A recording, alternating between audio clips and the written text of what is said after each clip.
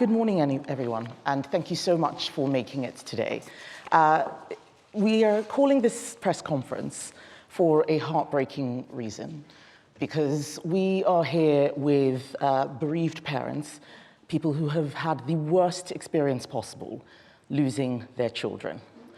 The death of a child is the worst thing that can happen to any parent, and the parents sitting with me on this table lost their children, not because of illness, but because of social media driving them to either take their own lives or allowed others to fuel a lethal attack.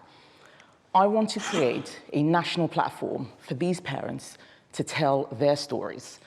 As a mother myself with 3 young children, I worry about what social media is doing to our young people, and I want to make sure that we can keep them safe. I've also had, in my own extended family, the loss of a young person, 27, due to social media. And I know that this problem is global, it is widespread, and it is about time that in the UK we do something about it. We need a ban on social media for under 16s. We need the government to stop dragging its heels. Social media is for adults, it is not for children. We need to police the age. That is easier than policing the content. Let's have the freedom for adults. Freedom is not for children. I think it's important that we also know what it is we're talking about when we speak about social media. We're not talking about websites. We are talking about platforms that allow strangers to connect with children, send them messages, and provide endless content, often of a damaging nature. These platforms are designed to be addictive, and we cannot have a situation where tech companies are profiting from our children's anxiety, insecurity, and vulnerability. Social media is very difficult to supervise. I say this as a parent who is relatively tech savvy. It is impossible to ask parents to control this. They need help. We all need help. Children aren't always looking for this content. It's often pushed to them, and we need to make sure that we can keep our children safe. So I'm going to, first of all, introduce Ellen Room, who will talk about the parents and why they are here. And I will let Laura Trott, who's the Shadow Secretary of Education, to explain exactly what it is that we're asking the government to do. But first, Ellen. Thank you. We come together as a group of bereaved parents. We form part of the Bereaved Families for Online Safety group. This is 6 of us, but our group is growing every day. Children are dying every day. And all of us here so strongly back a social media ban.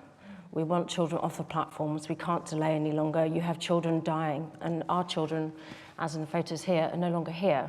We can't make a difference for our children, but we can for other children. And so we absolutely support a ban. Thank you. So I'm going to ask everyone to speak, introduce yourselves, and say what you think needs to be heard. We'll have about a minute or so for each person, and then I'll bring in Laura. So George, why don't we start with you? Yes, so my name is George. I lost my beautiful son, Christopher. He was murdered by predators who attacked him, gave him 50 days to complete challenges, or else it would kill his family. He had no other option. They promised him that on the 50th day, if he completes the last challenge, then they will leave him alone and leave his family alone.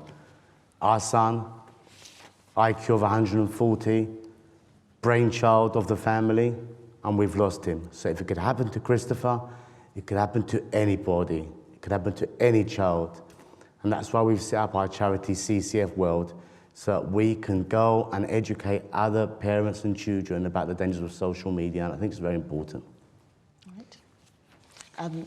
Actually, Ellen, I didn't actually give you a chance to tell your story. Why don't I let you do that first? So this is Jules. I've been campaigning for Jules' Law, which Liz Kendall has said that she will pass, which means that children's data will automatically be preserved within 5 days of their death. I don't know why Jules isn't here. I believe it was something to do with social media. There was nothing found offline. There was no mental health, no sign of bullying, nothing offline. This was a normal, happy child, and an hour and a half before I came home, there's a video of him saying goodbye to his friend. I don't know what happened. I strongly believe it's something to do with social media. Thank you. Lisa. I'm Lisa Kenovan, Isaac's mum. I lost Isaac in 2020 2022 to believe a social media act. Highly inquisitive boy, no medical, no mental issues. We were a family of 4. Now our dynamics have changed forever. It was a very happy day on that March the 8th, 2022, and we lost our beautiful boy the very next day. We do have evidence that Isaac took part on a act that was part of a TikTok challenge. And so myself and another parent called Holly, who's over there, we now go into schools, be challenge aware, and we try to create awareness for parents, because it's not wayward children, it's not unloved children, it is anybody's children this can happen to. So that hence why we're here today, and that's why we need a social media ban ASAP. Thank you very much, Lisa. Holly? Hi, I'm Holly Dance. My son, Archie Battersby, he was 12. We believe Archie took part in an online challenge. We don't have the data at the moment, but we know that he did watch 7 minutes of TikTok the day of his accident. Like Lisa just said, we go into schools to raise awareness, not amongst the children, but the parents. I think the misconception that parents think that their children are watching exactly what we're fed in our algorithms, like women doing their housework, is what our children are fed, and it's really not the same. Archie was an extremely energetic little boy, inspired by his brother, very into his fitness, his gymnastics, his MMA, and he had his first MMA fight coming up, 2 weeks, would have been after the accident.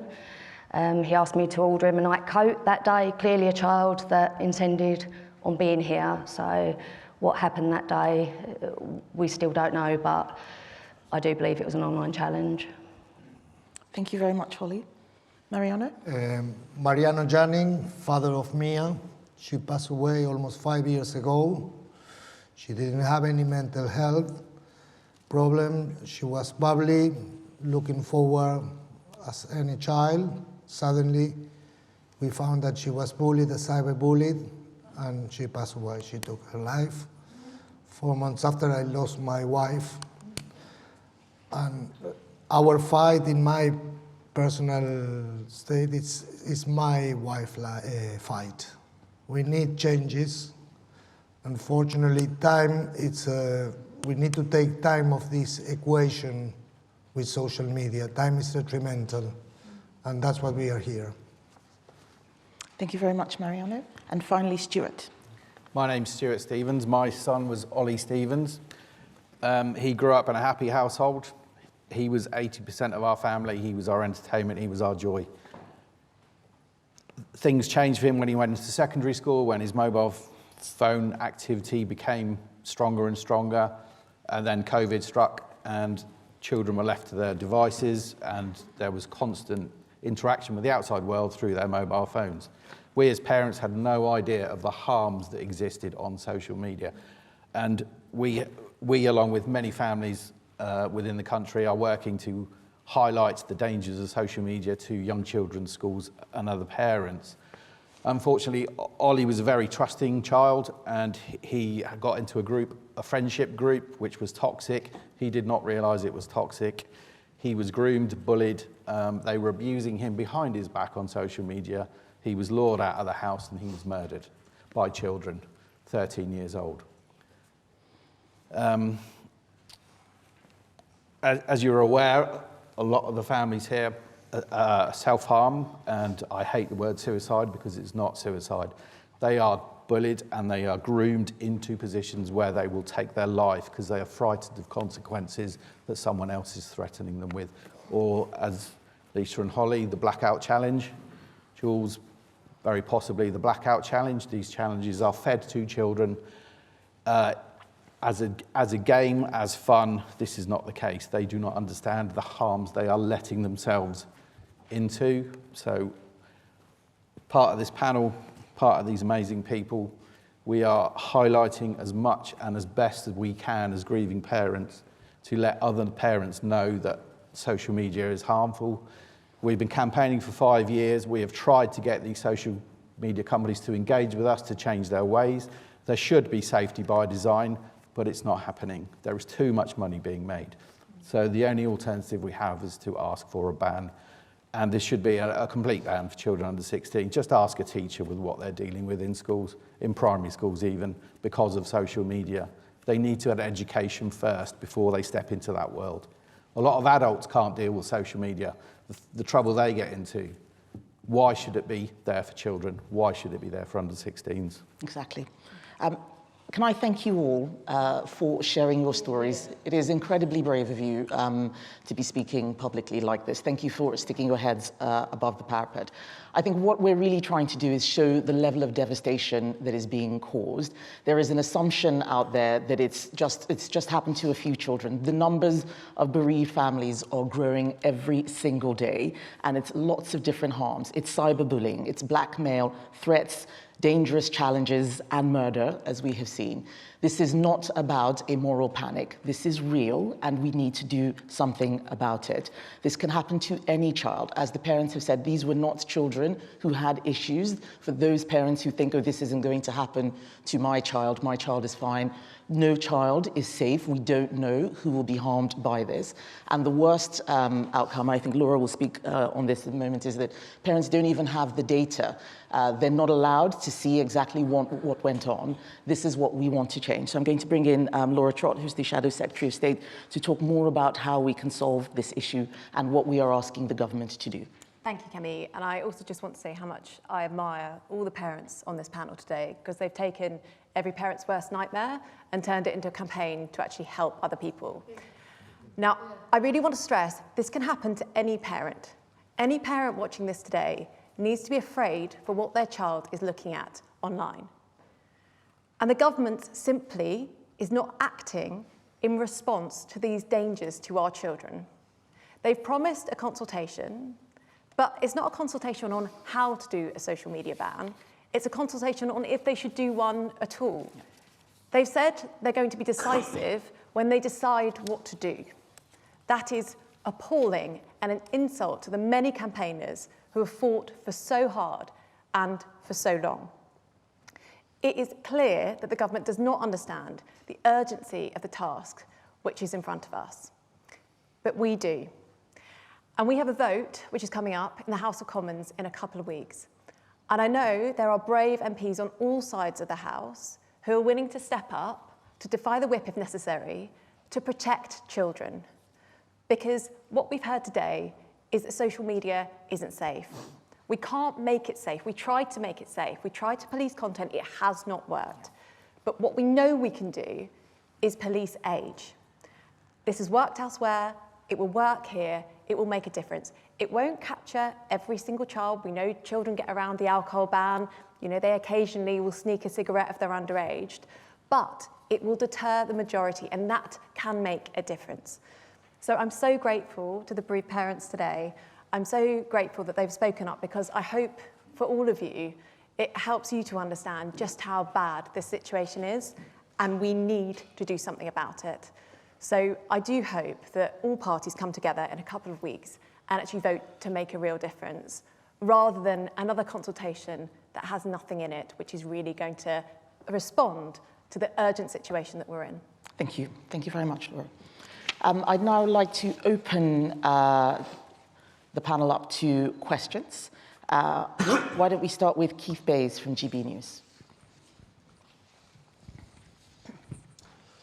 Kemi Badenoch, we've heard about the dangers of social media today from parents and from families quite literally tearing them apart.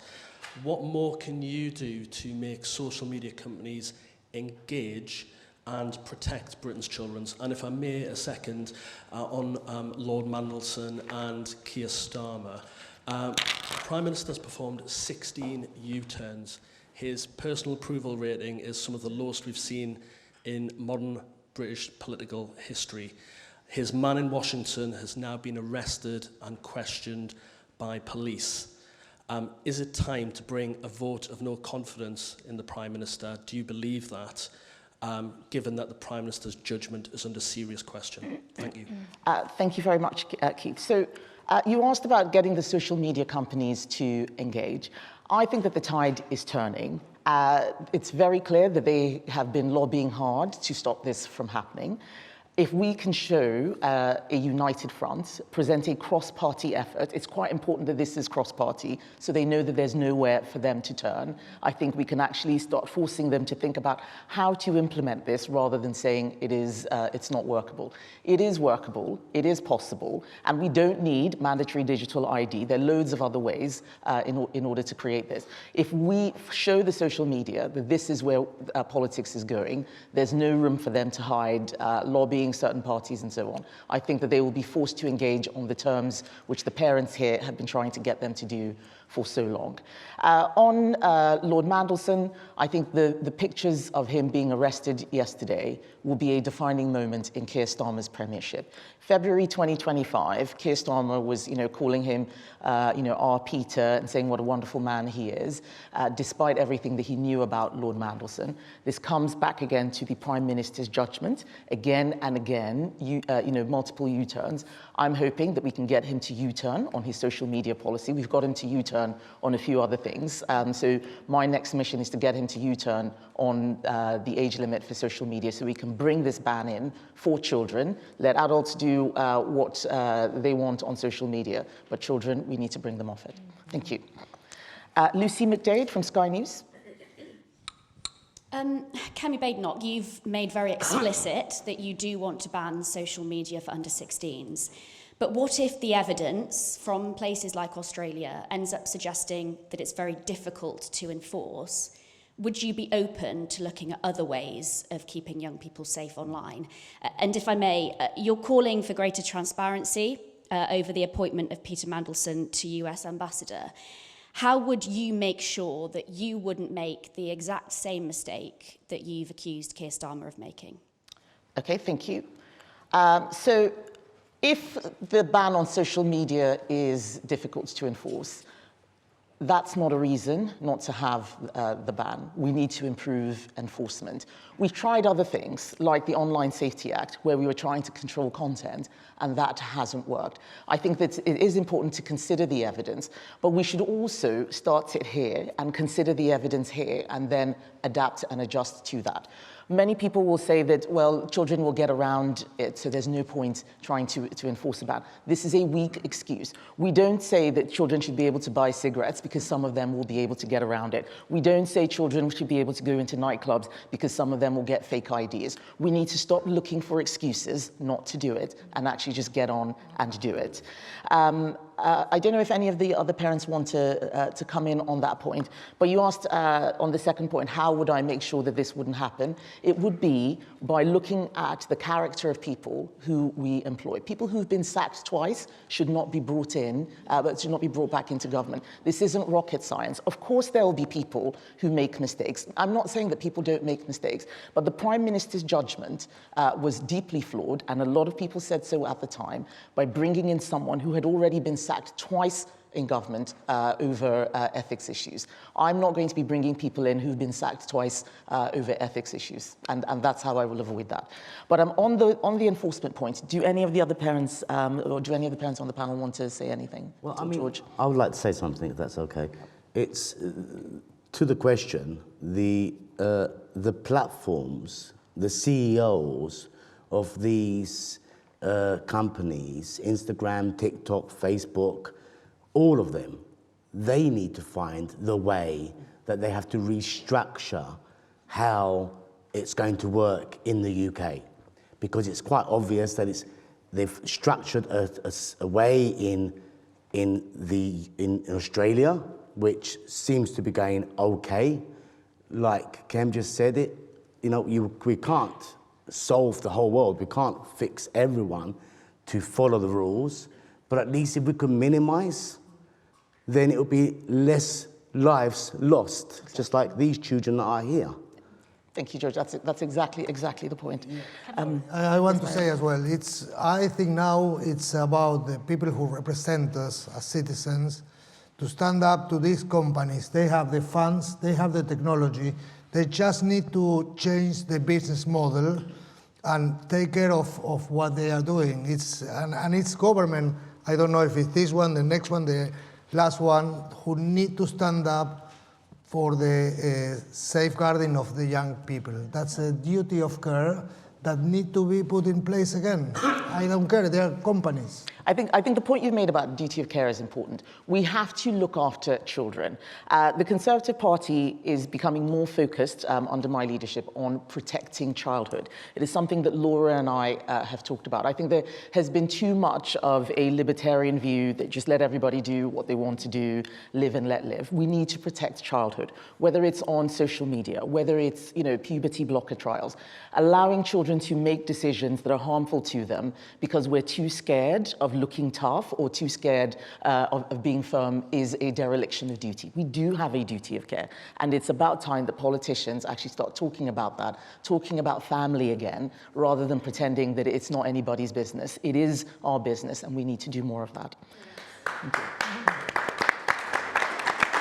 Thank you. Next question is Joe Pike from BBC.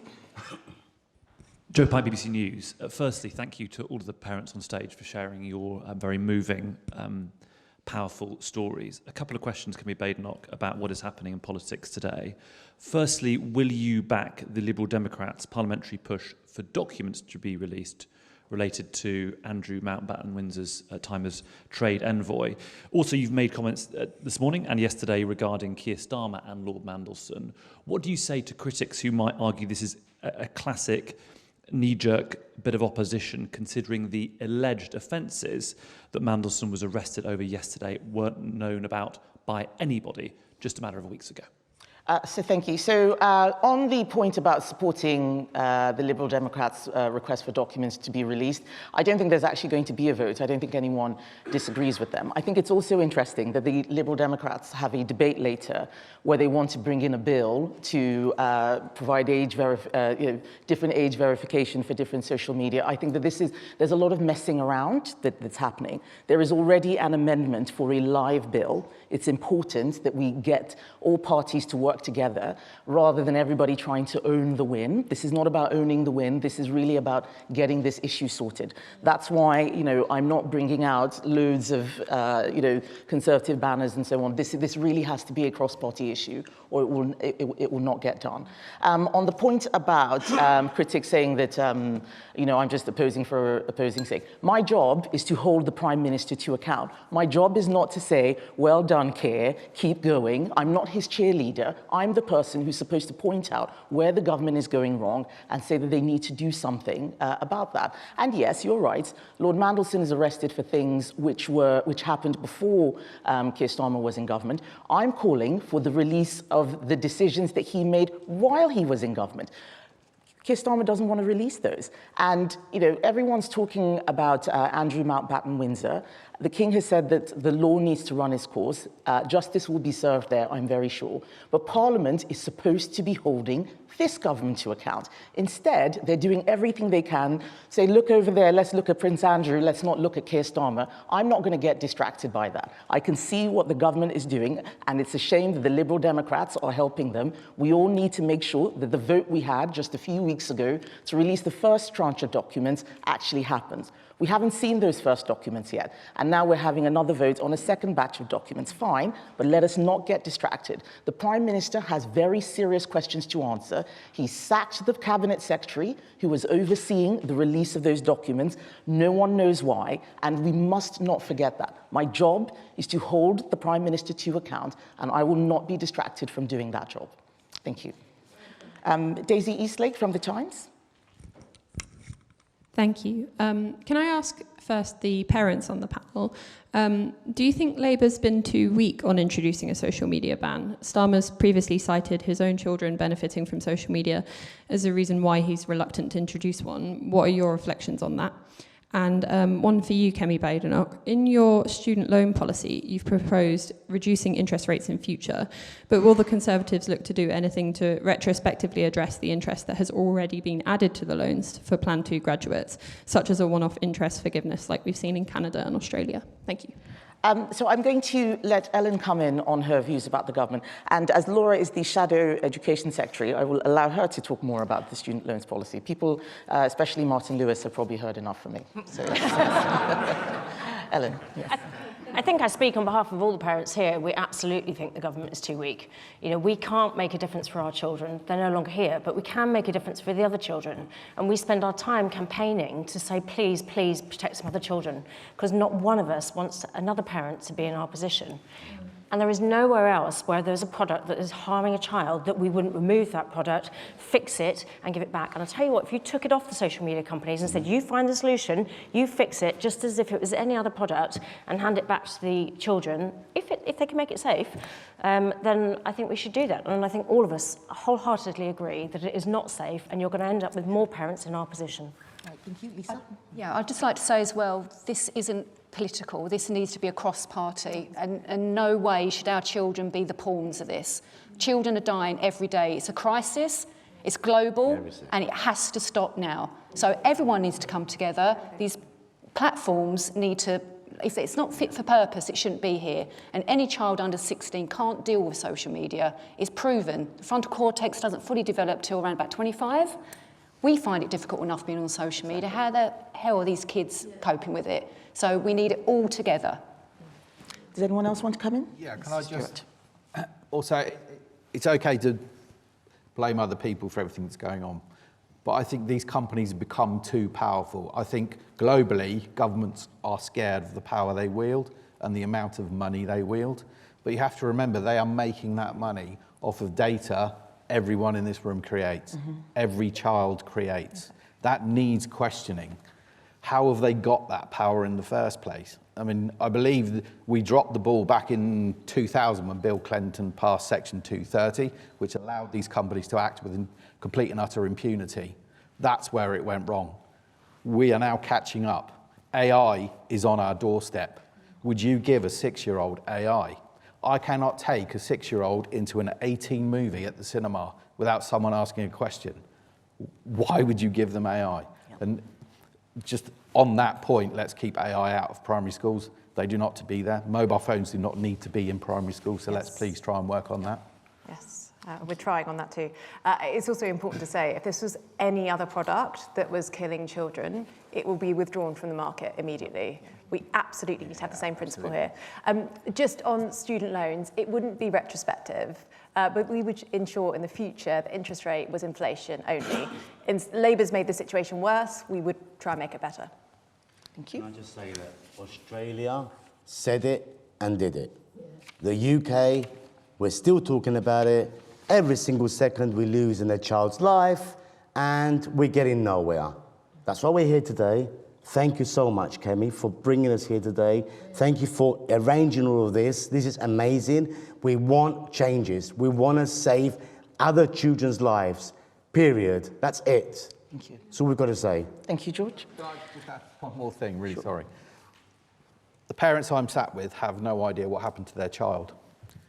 Thanks to TVP and the investigation that went around Ollie's murder case, we saw a 2-week period where he was being abused, groomed, bullied, and people he trusted turned against him and murdered him in a field 200 yards from our doorstep where he was safe.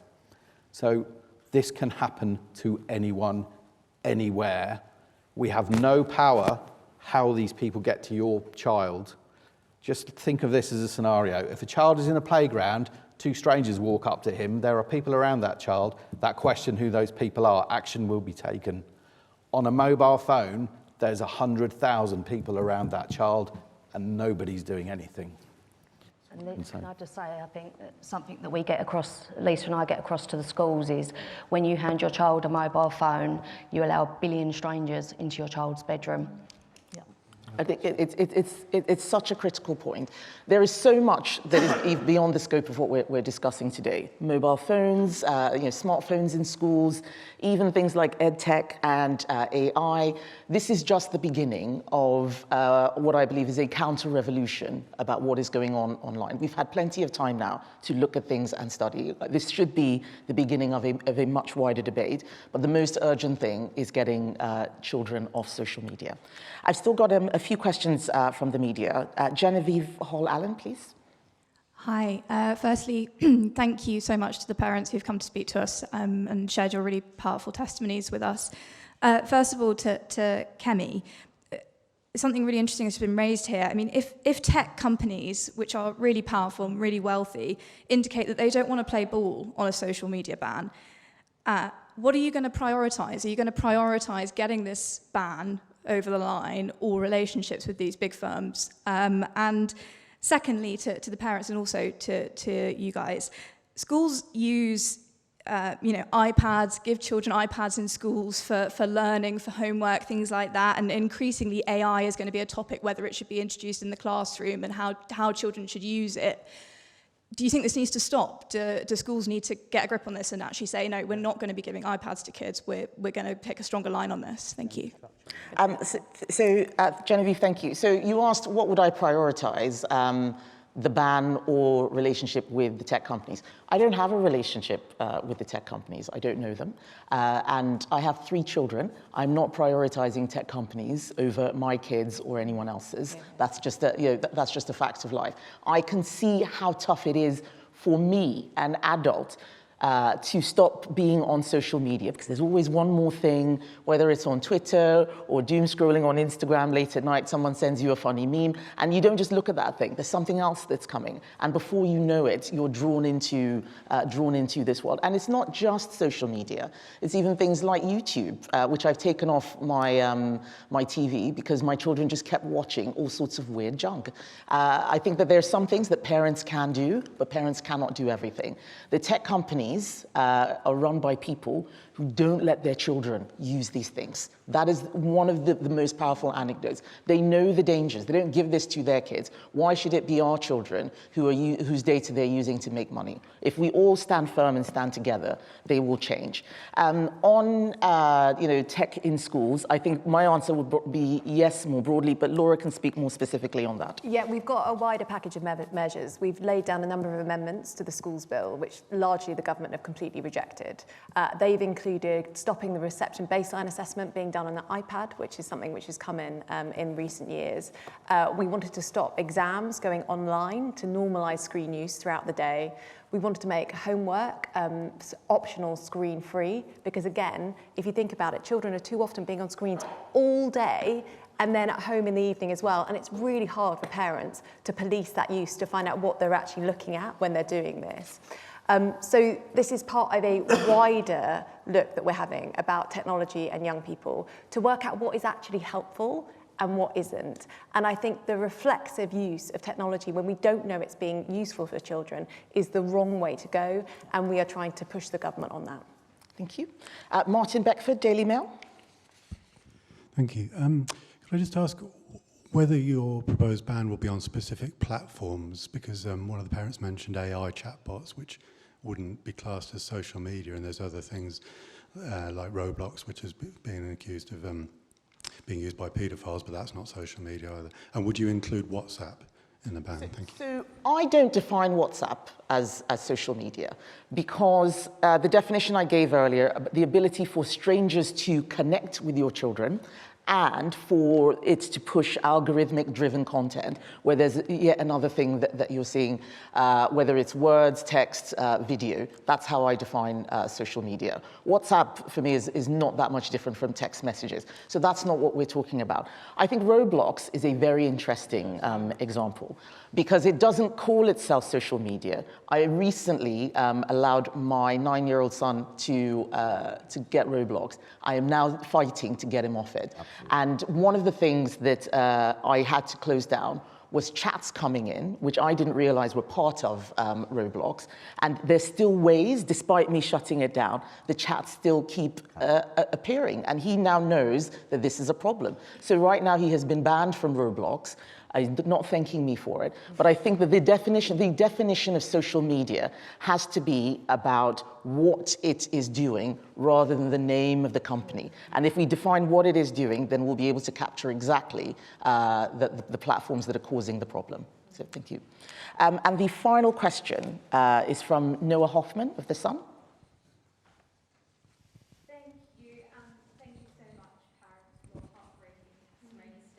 I was wondering if any of you were able to say if you've been approached by any of the big social media firms in the wake of your children's death, and if they've tried to have a conversation about you or make any contact at all. And Kemi, do you have any plans around reconnecting children with the idea of play and sport and being in nature and not just holed up in their bedroom on the toxic algorithms? Because experts like Jonathan Haidt have spoken about a wider sort of crisis of childhood and children not doing, the types of things that I did growing up. Do you have any plans around that? Right, thank you. I will let Ellen start for the parents on your first question, and I'll come in at the end on the second one. So it was about products, wasn't it? No, remind me of being a bit, sorry. Content. Oh, yes, sorry, that was it, yeah. Yes, when I first went to get Jules's data, it was 2 years after he died, and I approached all the social media companies, and I said, I want to see what he was seeing because I don't understand why he's not here. And they all refused. As a parent, you have no legal right to see what your children are looking at. So I was told without a court order, I couldn't obtain it. So I have received some data, and you can download some data. They make it incredibly hard as a parent to download the data. Discord, for example, you have to go onto the child's device. You need to know the username, the password, and then when I said, I think he's got another account, they said, well, we can't give you that without you getting into that account and then requesting it. And then they won't release messages, then they won't release browsing data. I had a Zoom call with TikTok who were absolutely useless and said, well, we might have deleted the data, when I can see quite clearly on his device that there were images on it, and they've been greyed out. I now can't see anything. They've obviously locked me out completely. And then there was another time that Mariano and Stuart and I were sitting in Parliament with a phone debate, and we had YouTube, Snapchat, TikTok, and Instagram. Meta there. And we begged for our children's data. We absolutely begged. And the MPs in the room said, just give them the data. And they all refused. They said, well, we might get sued. And they all were like, well, who is going to sue you? It's the parents that want the data. They absolutely refused. Now, if that was a company that had nothing to hide, why would they not say, here you go, parent, I hope you get some answers? Because all we want to know is what happened to our child. They refused that data. They refused that because they know there's harmful data on their platform. And that is the only reason they're refusing it. Sorry. I think that's right. I have nothing to add. You've answered it brilliantly. They do know what is out there, and they don't want to damage their business model. I'm pretty sure with Jules' law, we will start to see that's. I think it will be a radical change. You see, that's when children die. Now, when children die, eventually when it gets royal assent, we will be able to automatically preserve the data. We've then got to get the social media companies to actually release it, so I hope they work out how that's going to happen. But then we can start holding social media companies accountable. The problem with that is you're waiting for the child to die before we get to that stage. We've got to do more before and take it off. We don't want the children dying.